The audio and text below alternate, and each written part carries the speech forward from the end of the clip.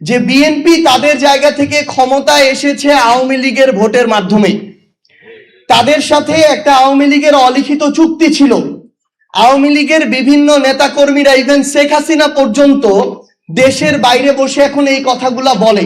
84টি বিষয় ছিল, এর মধ্যে বিএনপি দলগতভাবে নোট অফ ডিসেন্ট দিয়েছে 10টি বিষয়।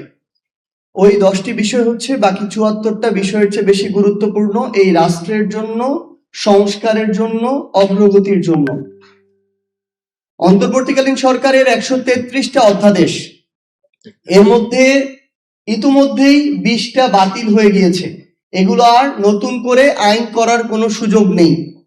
বিএনপি যদি করে তাদের মতো করে করবে।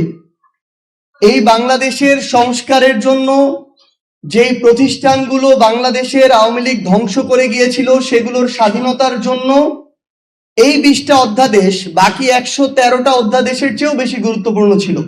পদ্মা সেতু, মেট্রো রেল এবং এলিভেটেড এক্সপ্রেসওয়ে নির্মাণের গর্বিত অংশীদার বসুন্ধরা সিমেন্ট।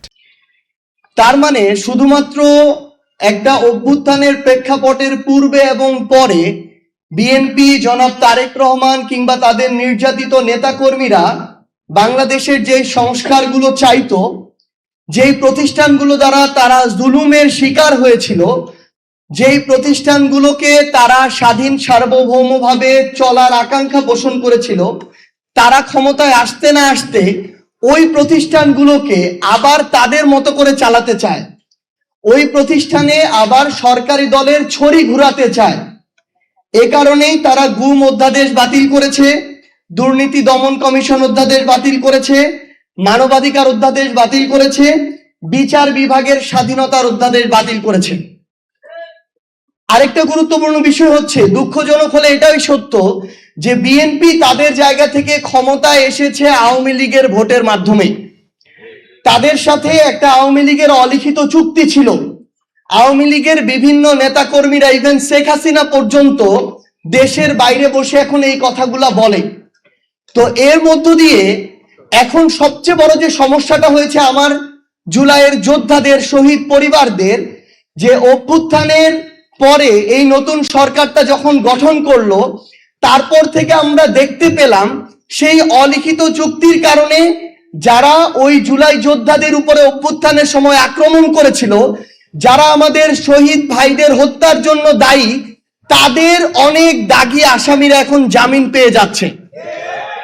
আমাদের আহত যোদ্ধাদের উপরে ঢাকা শহর থেকে শুরু করে বিভিন্ন জায়গায় যারা হুমকি দিয়েছিল, আক্রমণ করেছিল, লাঠি দিয়ে পিটিয়েছিল, তারা এখন আবার ওই একই জায়গায় বুক ফুলিয়ে বেড়াচ্ছে এবং আমার আহত যোদ্ধা আর শহীদ পরিবারদেরকে বলছে যে তোদের সময় শেষ হয়ে এসেছে, আমরা ফিরে এসেছি, দেখব তোরা কি করতে পারিস। এইরকম হুমকির মধ্য দিয়ে আমার শহীদ পরিবাররা যাচ্ছে, আমার জুলাই যোদ্ধারা যাচ্ছে।